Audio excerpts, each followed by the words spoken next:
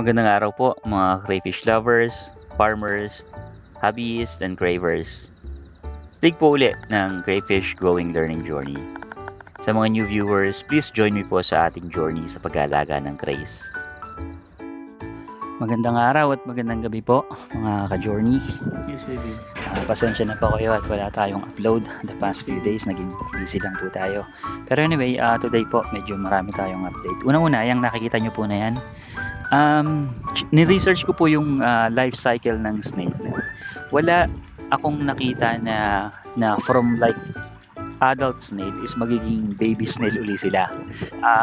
Kaya ko po nasabi to kasi diyan po sa container kung saan ko nakita yung mga snails na yan na nakikita nyo na yan.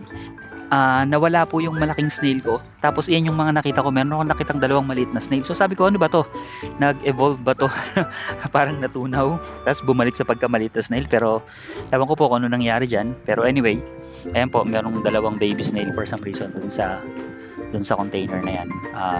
Baka, inisip ko po baka yung adult snail, baka merong napuntang maliit na snail sa kanila nung nilagay ko sila sa tub. Tapos ngayon ko lang nakita. Baka ganun.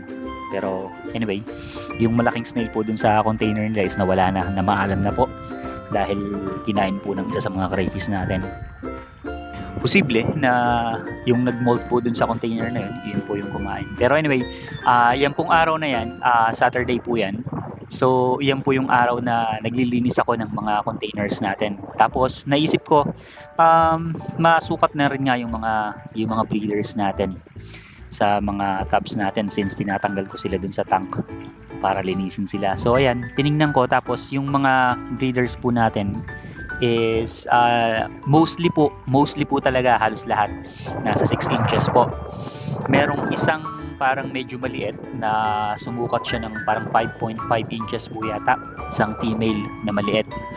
Siya rin po yung dating nag-buried na natunawan ng egg dahil na stress. Yun po. Pero yun nga. Tapos ayan, kung makikita nyo, pinapakita ko rin nga pala yung tiyan nila. Makikita nyo po dyan, malinis na malinis, makapal yung white line, sign na ready to breed na sila. Kaya po, next weekend po, I'm really expecting na magkakaroon ako ng at least mga dalawang bagong buried na naman. Pero yung pong araw na yan, ang intention ko lang po talaga is maglinis lang ng snails. Maglinis lang ng containers.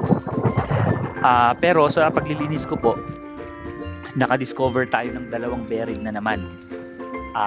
So, ang total count po ng mga breeders ko is 20. And out of that 20, I think ang female po natin is just 14 po siguro, if not 13. Pero parang 14 yata. Almost certain ako na 14. Pero anyway, so sa ngayon po, meron na po tayong 5 buried na. Dapat 6 na siya, pero since yung isa nga natunawan ng egg, kaya yun, 5 lang.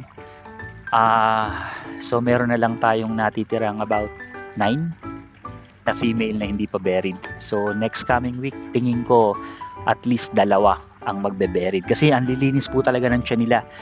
Tapos ito rin nga po palang linggo na to yung merong nag-molt. 2 po yung nag-molt ng same week. Madali po palang malaman yung mga nagmo-molt kung sino sa kulay. Makikita nyo na matingkad na green ang kulay nila.